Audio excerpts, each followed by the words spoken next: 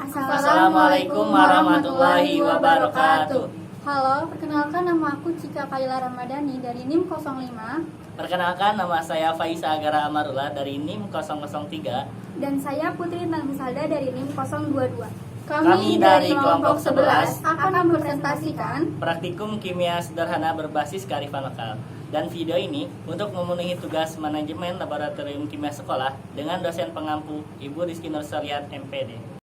Adapun merancang praktikum kimia berbasis kearifan lokal meliputi praktikum koloid, praktikum larutan elektrolit dan larutan non-elektrolit, dan praktikum kepolaran.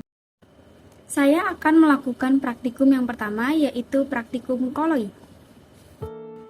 Sistem koloid merupakan suatu bentuk campuran dua atau lebih zat yang bersifat heterogen, namun memiliki ukuran partikel terdispersi yang cukup besar sehingga mengalami efek tindal. Sedangkan efek tindal adalah efek hamburan cahaya pada dispersi koloid, namun meneruskan cahaya pada larutan. Efek ini digunakan untuk menentukan apakah suatu campuran merupakan larutan sejati atau koloid. Alat dan bahan yang akan digunakan pada praktikum kali ini yaitu gelas plastik, sendok, senter, sedangkan bahannya ada larutan gula, susu, dan larutan tepung. Dari ketiga larutan dapat dilihat bahwa larutan gula terdiri dari satu fasa, larutan bersifat homogen, larutan jernih, dan larutan gula tidak dapat dipisahkan. Pada larutan susu, larutan terdiri dari dua fasa dan bersifat heterogen apabila dilihat menggunakan mikroskop ultra. Larutan terlihat keruh dan larutan sukar dipisahkan. Sedangkan pada larutan tepung, larutan terdiri dari dua fasa dan bersifat heterogen. Larutan terlihat keruh dan larutan mudah dipisahkan. Selanjutnya, dilakukan pengujian efek tindal pada setiap larutan. Pada larutan gula terlihat cahaya diteruskan hingga terlihat pantulan cahaya pada kertas. Maka, larutan merupakan larutan sejati. Pada larutan susu terlihat bahwa cahaya dihamburkan hingga tidak terlihat pantulannya di kertas. Hal ini disebabkan karena partikel susu menghalangi cahaya untuk masuk. Maka, larutan susu dikatakan koloid. Sedangkan pada larutan tepung, cahaya juga dihamburkan karena cahaya dihalangi oleh partikel tepung yang besar. Penghamburan cahaya pada larutan susu dan larutan tepung disebut efek tindal. Hasil dari praktikum yang telah dilakukan, kita dapat melihat perbedaan antara larutan, koloid, dan suspensi. Larutan terdiri dari satu fasa, yaitu fasa cair, bersifat homogen, terlihat jernih, tidak bisa disaring, larutan bersifat stabil, dan tidak dapat dipisah. Koloid secara mikroskopis terdiri dari dua fasa dan bersifat heterogen. Larutan koloid tidak jernih dan bisa disaring apabila menggunakan penyaring ultra. Larutan koloid juga bersifat relatif stabil dan sukar memisah. Sedangkan suspensi terdiri dari dua fasa, yaitu fasa cair dan fasa padat yang berbentuk endapan, bersifat heterogen, tidak jernih, bisa disaring, bersifat tidak stabil, dan mudah dipisah. Berdasarkan praktikum yang sudah dilakukan, dapat dibuktikan bahwa larutan gula merupakan larutan sejati, larutan susu merupakan koloid karena larutan terlihat homogen namun secara mikroskopis larutan heterogen dan larutan mengalami efek tindal. Sedangkan larutan tepung merupakan suspensi karena larutan tampak heterogen dan mengalami efek tindal. Larutan elektrolit. Larutan elektrolit merupakan larutan yang bisa menghantarkan arus listrik. Dalam larutan elektrolit, molekul-molekulnya terurai menjadi partikel-partikel bermuatan listrik positif dan negatif yang disebut dengan ion. Ciri-ciri larutan elektrolit kuat jika diuji memiliki nyala lampu yang terang dan muncul gelembung gas yang banyak. Sedangkan larutan elektrolit lemah jika diuji memiliki lampunya yang lemah dan muncul gelembung gas yang sedikit. Larutan non-elektrolit. Larutan non-elektrolit merupakan larutan yang tidak bisa menghantarkan arus listrik. Larutan-larutan non-elektrolit terdiri atas zat-zat yang terlarut dalam air, namun tidak terurai menjadi ion.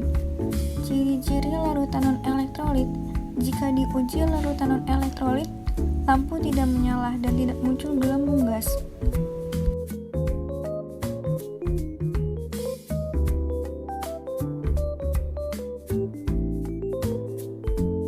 Alat dan bahan. Alatnya yaitu gelas plastik, sendok, 2 buah baterai, bohlam, 2 buah paku, kabel listrik, dan solatif.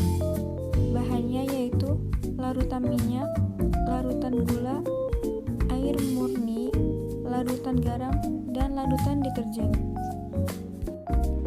Membuat rangkaian listrik. Yang pertama, siapkan 2 buah baterai besar, sambungkan kutub yang berlawanan menggunakan solasi. Yang kedua, lilitkan kabel pada paku sebanyak 3 lilitan. Yang ketiga, sambungkan kabel pada baterai, kutub positif disambungkan ke lampu, sedangkan kutub negatif disambungkan ke paku.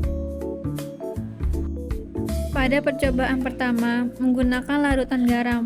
Hasilnya, larutan terdapat gelembung dan lampu menyala terang. Hal ini membuktikan bahwa larutan garam termasuk elektrolit kuat.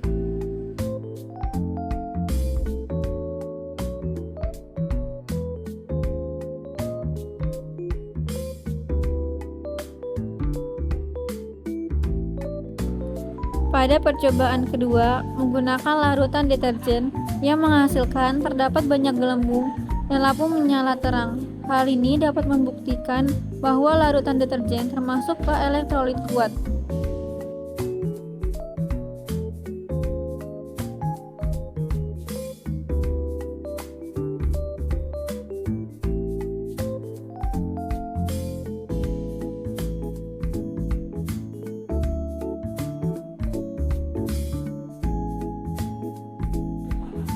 Pada percobaan ketiga, yaitu menggunakan air murni. Hasilnya, larutan sedikit berbusa dan lampu sedikit menyala. Hal ini dapat membuktikan bahwa air termasuk elektrolit lemah. Selanjutnya yaitu larutan gula. Mendapatkan hasil larutan tidak terdapat gelembung dan lampu tidak menyala. Hal ini membuktikan bahwa larutan gula termasuk non-elektrolit. Dan yang terakhir yaitu menggunakan larutan minyak yang menghasilkan larutan tidak terdapat gelembung dan lampu tidak menyala. Hal ini membuktikan bahwa larutan minyak termasuk non-elektrolit. Kesimpulan, berdasarkan dari praktikum yang sudah dilakukan, dapat dibuktikan bahwa larutan yang bersifat elektrolit menghasilkan gelembung dan lampu menyala, yaitu larutan garam, larutan deterjen, dan air murni. Sedangkan larutan yang tidak terdapat gelembung gas dan lampu tidak menyala, yaitu larutan gula dan minyak. Oke, yang selanjutnya saya akan melakukan percobaan praktikum yang ketiga mengenai kepolaran. Oke, jadi senyawa polar adalah senyawa yang terbentuk akibat adanya suatu ikatan antar elektron pada unsur-unsurnya. Hal ini terjadi karena unsur yang berikatan tersebut mempunyai sebuah nilai keelektronegativitas yang berbeda.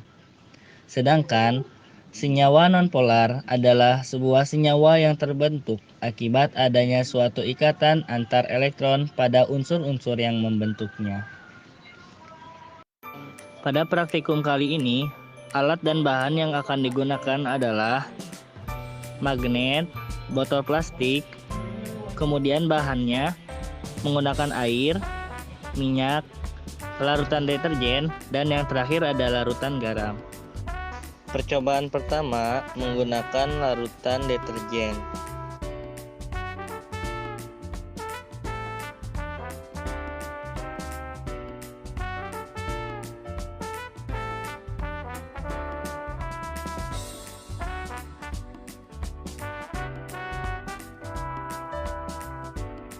Oke, percobaan yang kedua dengan menggunakan minyak yang telah dilarutkan dengan air.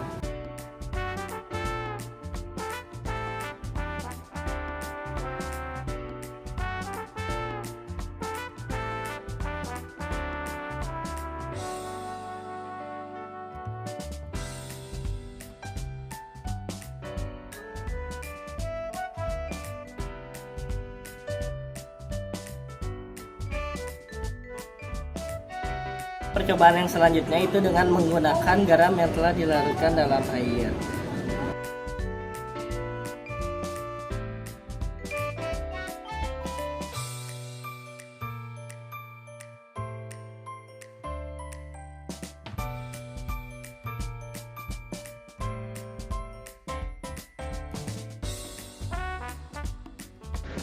Dapat disimpulkan dari percobaan yang telah dilakukan dari ketiga bahan tersebut, maka jika suatu aliran membelok saat didekatkan dengan magnet, maka larutan tersebut merupakan suatu larutan polar.